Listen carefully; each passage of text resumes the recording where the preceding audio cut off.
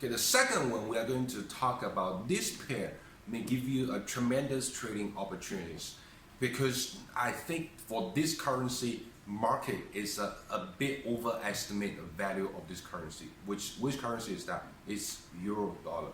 So why many people doesn't dare to short euro at this moment? I mean, the euro is still kind of stable in 2019. It's because the Federal Reserve mentioned that not going to raise the interest rate, but Mario Draghi from ECB, European Central Banks, their stance is not very clear about what they're going to do. So that's why lots of traders are holding the current position. But exactly that's your trading opportunities, because if beginning of the year, lots of people are already placing the short euro trading positions, you might already miss the boat already. So here is an explanation from us moving in the next session is why you should short euro dollar for now. Okay, the Federal Reserve says we are not going to raise the interest rate mainly for three reasons. The first reason is the domestic inflation.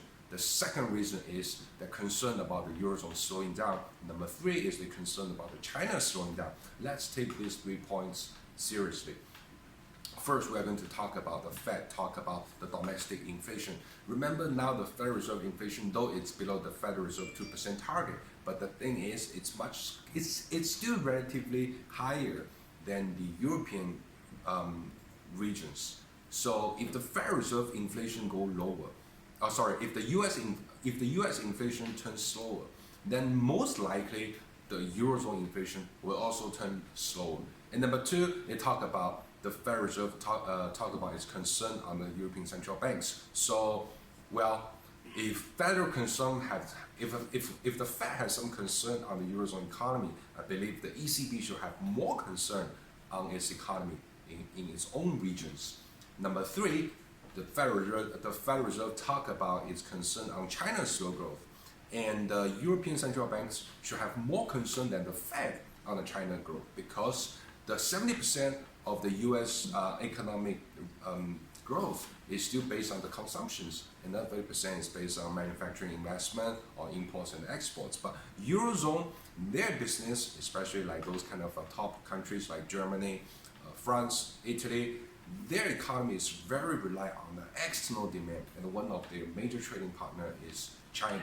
So if China slowing down is a concern for the Fed, as I mentioned earlier, it's a bigger concern for the Eurozone.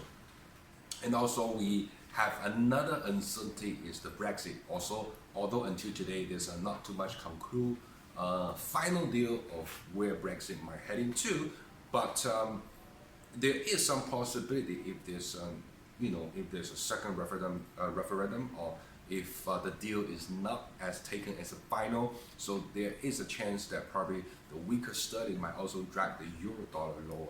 So moving forward in the second quarter, we think the market earlier talked about the ECB would delay the rate hike, but in our opinion is we think that even doesn't make any sense, because it's not the right time to talk about whether the ECB is going to raise the interest rate or not. I think it's the right time to talk about when the ECB is going to cut in the interest rate next time.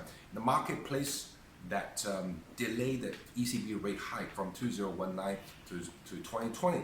But imagine that if the Fed reached this neutral rate, does that make sense, or is that necessary for the European Central Banks to raise the interest rate? So to me, seems like this doesn't make any sense.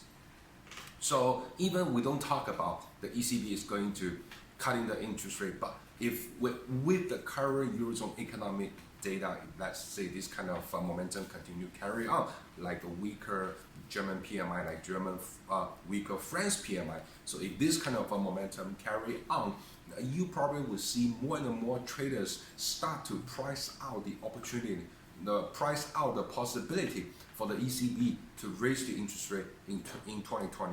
So if that's the case, we think euro dollar have a chance to reach 1.1 in second quarter.